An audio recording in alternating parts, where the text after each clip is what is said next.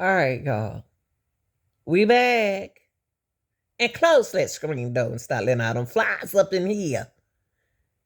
Now, y'all, I want to get back into the code. Now, I cannot avoid the Bryan Kohberger case. The victim has always been this man right here. Is something suspicious about this man right here. Something has always been suspicious about this guy right here. Because they came and visit him. They knocked on his door and they visit him. And he said this. Okay. Chef Dizzy said, he gave a statement.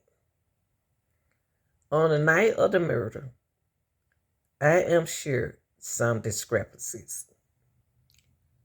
He alleged that first, he said, I got home a little late because I was talking to one of my co-workers after work. He said it's like 1:30 on that Sunday when he got home from work. He said after he finished talking to his co-worker, 1:30 a.m. that Sunday he got home. That's when he got home from work. He alleged that it was so quiet in the neighborhood, so really next door to him, it was really quiet. It was kind of bizarre. He was shocked. That's what he said. So he told officers that he went through his normal wind down and routine after getting home from work. You know, when you get home from work, you know your routine that you do. Everybody got a routine. These are some of the things, I'm just going to sit it right here, that he does, his norms that he does when he get out from work. He had to make this statement. Okay. And everybody have norms that they have to do. Because, y'all, he was allegedly at that truck. The food truck? Yeah. He alleged that he went to bed at estimate around about 4 a.m. He alleged, y'all, that he heard a scream now. He heard a scream that loud. That girl had been screaming that loud, and everybody and their mamas in the other buildings should have heard this. And the house next door should have heard this. He thought he heard a scream coming from the house next, the neighborhood house, the Idaho house. That's what he alleged, y'all. So that means if he heard the scream, everybody else heard it. He said that it wasn't out of the ordinary. He thought it was a party sound. I don't even know what a party sound is. What kind of party he goes to? He said that he didn't think of nothing of the scream that he heard. That, when you hear somebody scream, you do think like, God, I wonder what's going on. So after that, y'all, the day after November 13th, he remembered the scream. Oh, he remembered the scream. After hearing the scream, y'all, what would y'all would have did? Be honest. In the neighborhood, if you heard somebody scream, would you call the police at that time? Or what would you do? I'm just asking, what would you do if you had heard a scream? An unusual scream. Like somebody, he got to tell us what kind of scream he thought it was. Okay, so he stated that I'm not sure what good is it that does them right now. He didn't think that it was nothing. Would you call the police? That's what I want to ask you all. Would y'all have called the police if I heard an unusual scream? Because he didn't do that. He said, he think that what good was it for the police now, after you don't heard the scream? I don't know about that. So on Monday, December the 12th, and then he got a timeline. Hosh, as known as Idle When You Sleep, posts a AM on Reddit. Ask me anything. Now, when he mentioned this quote, my passion for cooking, he loved to cook, y'all, because he a chef, often leaves me with party use bottles of wine that would go bad long. Now, this is what I want to know.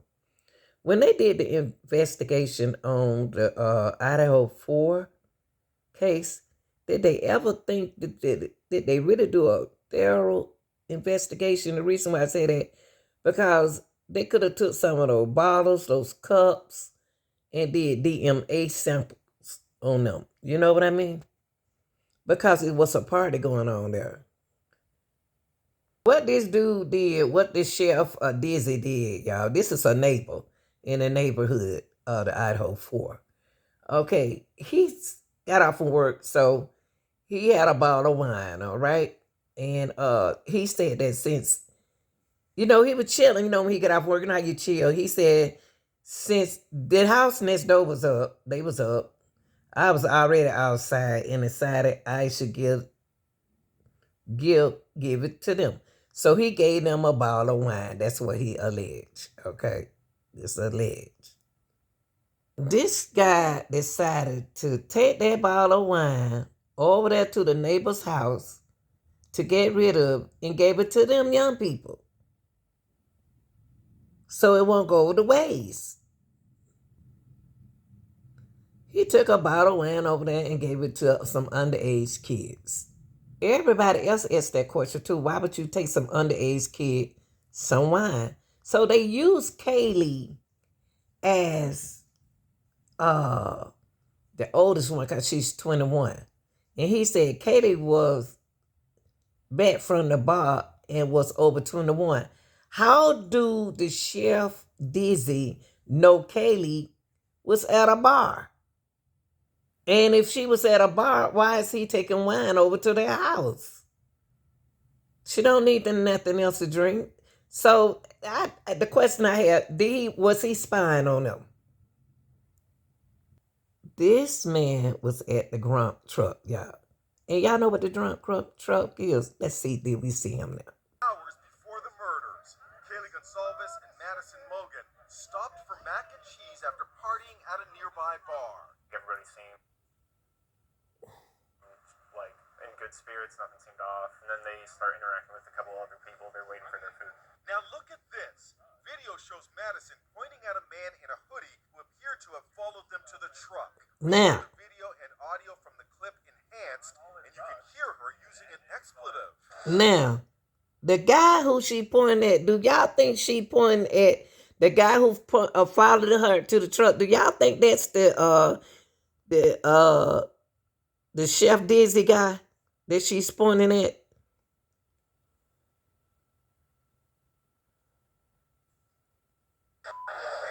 Blank you, mister, she says. Police have already announced they have cleared the young man. But they cleared the young man's name. Is that Chef Dizzy, though? And in the hoodie, audio engineer Anthony Nelson enhanced the audio for Inside Edition. What do you hear in that instant? She says, you. So, was there an argument? If so, what was it about? Kaylee's parents say in their opinion,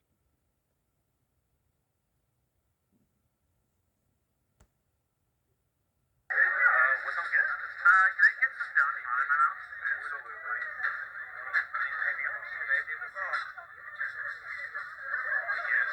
Can I get that somewhere? Hold on. It's never used.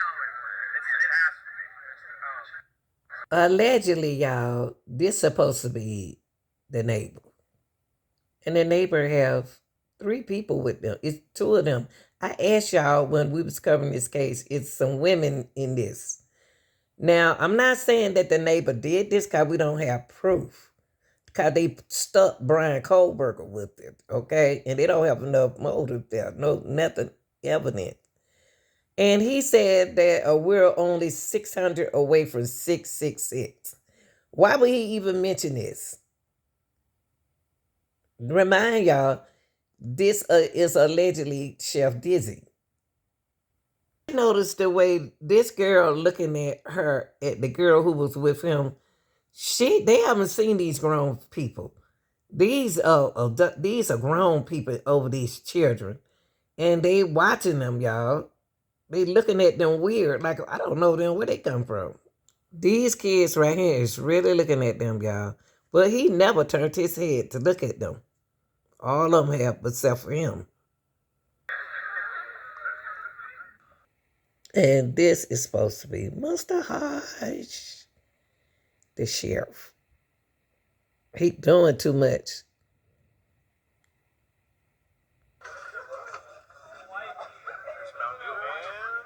Order 80.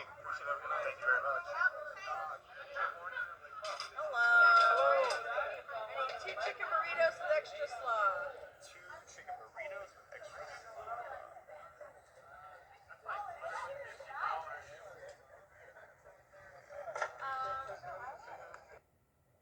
And here he goes right here, y'all. Kaylee don't even recognize this guy. Nobody. And he said he brought wine to their house. Why is he at their house? And there go Kaylee. There they go over there. They don't even know that what's gonna happen in a minute, in a second. But he does, he turned away from Maddie and Kaylee. He started looking this way, taking the eye off of them. Maddie and Katie is behind them. He don't want to look them in the face. And he leaves. So, what I would like for us to do is to listen to this live question and answers about Bosca, about ending Hosh. This is Chef Dizzy, okay? The neighbor. Hello, everyone. Enon Harsh. Enon Harsh, also known as Chef Dizzy, as you see there. Enon is a very, very important part of this Moscow homicide investigation because he was a neighbor of the 4 victims who lived on King Street. Look at that stare in his eyes. And I just want you to share with us what you know. Many also have heard of the neighbor that possibly heard a scream. This is that person that I have with me now. So let everyone know this is going on. We'll try to take some questions as well, but right now I'm going to start with my questions because I have a lot of them. I want to thank you for being here. And first off, I think we should just start by taking us back to that night. The things I've heard in the news. I work about like 10, usually like 9 to 11 hour shifts. So I went to work. I got off around, I think it was around 12 that night. It was kind of like a late close, and I like bullshitted with like a coworker for a little while after work, and then I went home. It was around, I don't know, like 1:30, 2-ish a.m. Was maybe when I got home, maybe and I'm always like kind of hoping that I have like a parking spot right in front of my door when I get there, because like lots of times on campus, there's like parties and like they're pretty full. And so like this time I noticed that like, I don't know, it wasn't really any cars as usual. I was like, cool, I'm gonna get a nice spot right in front, and there was I did, and I saw like this sort of like kind of like decked out like luxury, like I thought it was black SUV, maybe like a Beamer or something, and it had like rims, tinted windows, and I was like, oh, that's like a pretty cool car. And then like coming out, like I noticed some like plates from like Arizona, I want to say, or Montana. There's kind of like it's like I'm always like kind of curious what kind of like different plates are like around and stuff, because usually you just see like Idaho, especially in like my parking lot. And so like I came in, and it was like surprisingly like pretty empty that night. Like none of the houses and like that on those like 2 streets were having parties, which was like kind of unusual. And then I went home, was like making some tea, just like doing some stretching. I think I played a game of League, and then I went to bed, and then as I was falling asleep, it usually takes me like 30 minutes to an hour to fall asleep. Like, I don't know, I guess, I dismissed, like, initially, like, one of my neighbors returning out after me, so I heard, like, a car shut, a door shut, and then, like, apartment door shut, and, like, also, like, a scream, but, like, that's, like, normal, like, I always hear, like, screaming almost every Saturday night, so, like, I didn't really, like, think of it, But why you calling a but, like, scream? yeah, just looking back, I was like, I wonder if, like, that wasn't just, like, some drunk dude, like, screaming, like, it's actually, like, the murder, and yeah, man, it was, What? like, it was kind of a trip having, like, the cops, like, come on, and, like, when it happened, they're just, like, asking where we were, and we're like, this is weird, like, they're knocking on every single door in our apartment, like, that's never happened before, and then, like, I went inside and looked on the news, and it was, like, 4 people stabbed to death, I was like, it's, like, right across the street, I was like, holy shit. Yeah. Well, I was How did you learn about it? already awake, I was just, like, woke up a little bit, I was still, like, drinking coffee, and, like, the cops knocked on my door, and, like, after they asked me some questions, like, right after they left, and started, like, they were starting to talk to the next door over, I looked on my phone and Googled it and found it pretty much instantly, and that's when I knew. I think it was, like, I don't know, a couple days later when we, like, the names were released, and we, like, found out who it was or whatever. Actually, when I first saw it, the picture I saw, I thought it was actually the house, like, the next house over. I was like, oh. But then when I found out it was, like, the house of the people that I don't want to say I knew them, but, I was, like, met them. Then I was like, damn. And, But look at him, y'all. Look at his eyebrows. They bushy. His eyebrow bushy as well. He didn't have to have on them glasses to see what if anybody did something to him. I was kind of sad because actually, like, they were super cool. Like, I really like my neighbors. Yeah, I think it was Santa and her boyfriend. Okay. There was, like, some other people there, but I'm really bad with names, so, like, I think those, like, I had to, like, look at online, like, the faces to try to, like, remember them, because it was just, like, it was super brief, but yeah, they were super nice, and super friendly, like, Yeah. I guess you would say kind of like an amphitheater here, it's like they live kind of like down, like, the hill, and then it's, like, a big open space, everything's made of wood for the most part.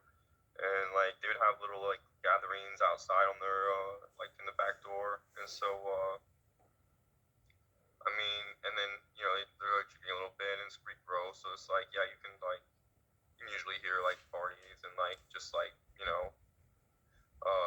social drinking chatter, like, He was stalking around the him. block or whatever, like, usually on weekends.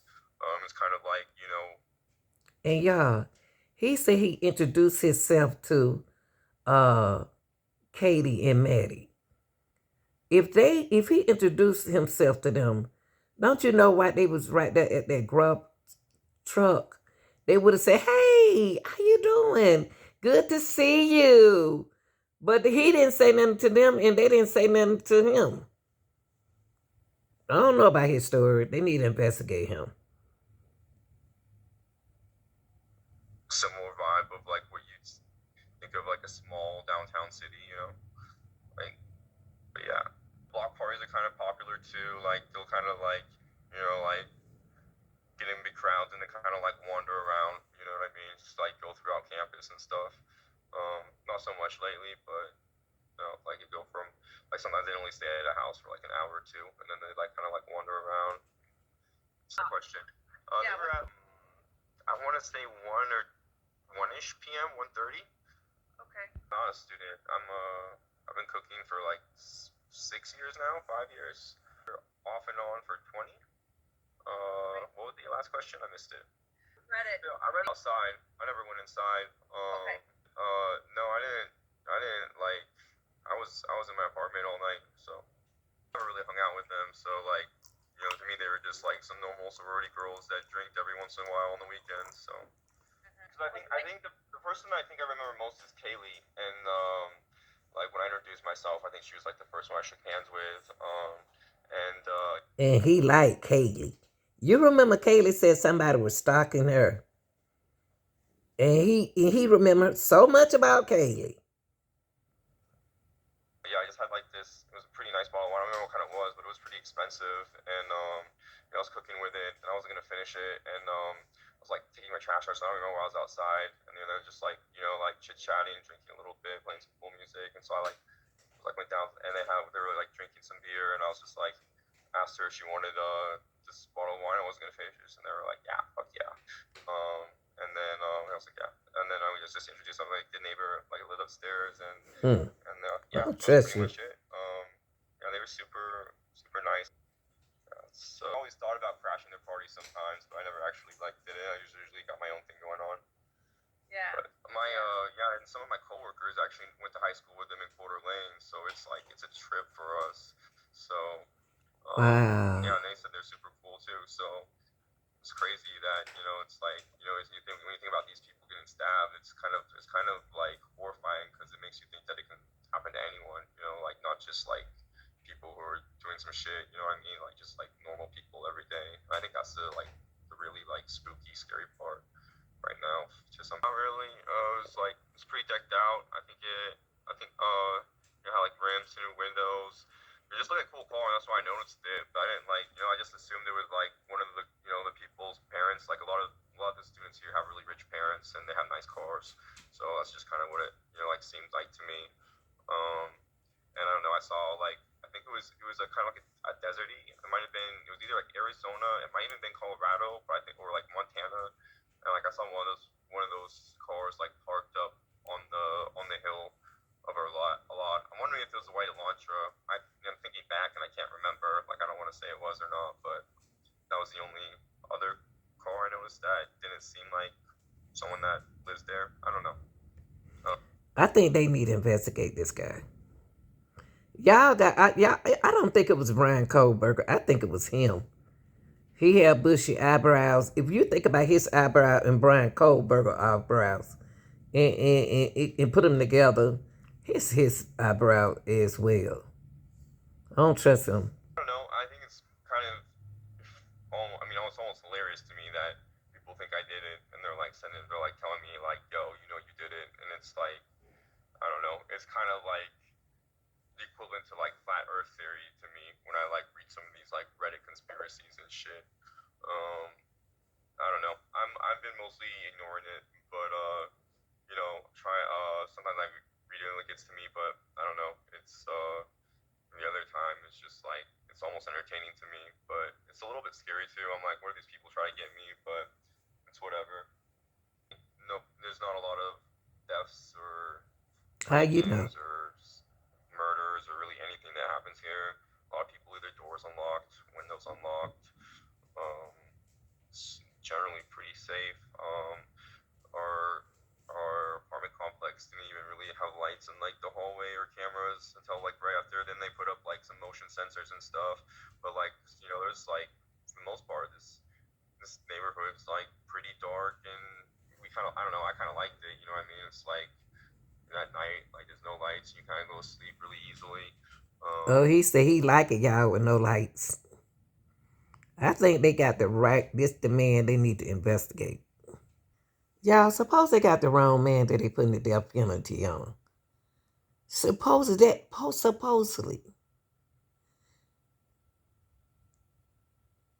Suppose they got the wrong man.